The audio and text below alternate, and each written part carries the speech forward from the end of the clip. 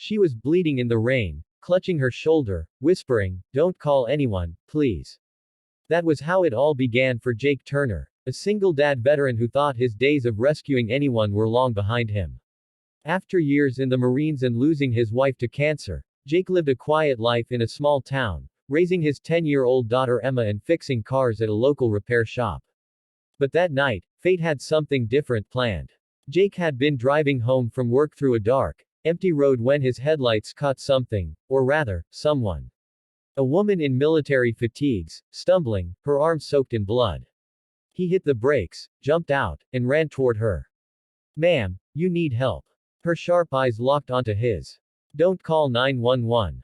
They'll find me." That one sentence sent a chill down Jake's spine. He recognized the tone, the voice of someone trained, someone who'd seen things civilians couldn't imagine.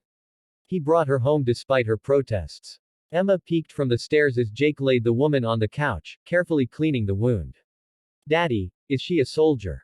Jake smiled softly. "Yeah, sweetheart. Just like I was." Her name was Captain Sarah Blake, a combat medic, discharged after a classified mission gone wrong. She had been ambushed while traveling under protection. Someone wanted her dead, and she didn't know who she could trust.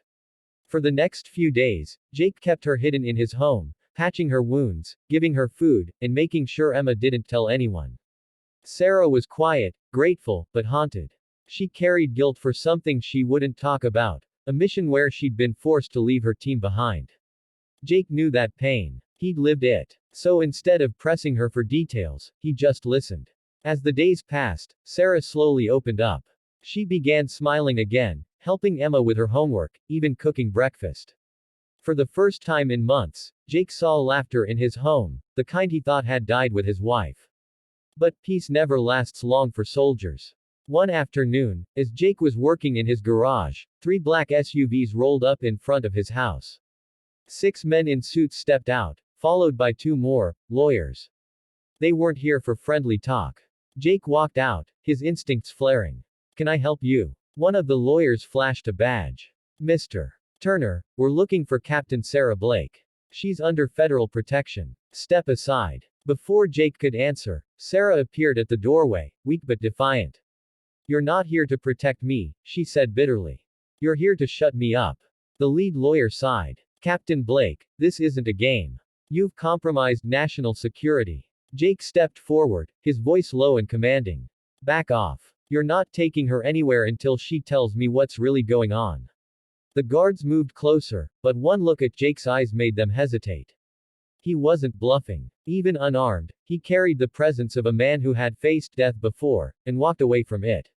Sarah broke down then. She revealed that she had uncovered corruption in a defense contract, billions in stolen funds, protected by powerful men. Her so-called lawyers were hired to silence her before she could testify.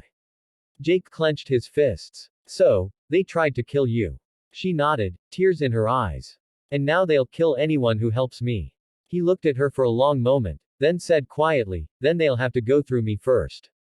That night, Jake sent Emma to stay with a trusted neighbor. Then, using his old military contacts, he set up a plan, one that would expose the truth and keep Sarah alive. He hacked into the documents she had saved on a hidden flash drive, and together they gathered proof of the conspiracy.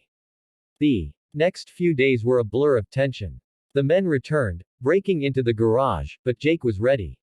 Traps, cameras, and diversions, every inch of his property became a tactical zone. Within minutes, the so-called bodyguards were on the ground, subdued and recorded. Jake handed the footage and files to his old commanding officer, who still worked in military intelligence. Within 24 hours, the corruption case hit the national news. The men behind the operation were arrested, and Sarah was finally free. But more than freedom, she found something else she hadn't expected: peace. A month later, Sarah stood in front of Jake's porch, wearing a clean uniform again. "You saved my life, Jake. I owe you everything." Jake smiled, leaning against the doorframe. "You don't owe me a thing. Just promise me you'll visit sometimes.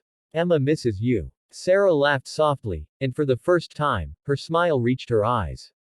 "Count on it, soldier." As she walked away, Emma ran outside and hugged her goodbye.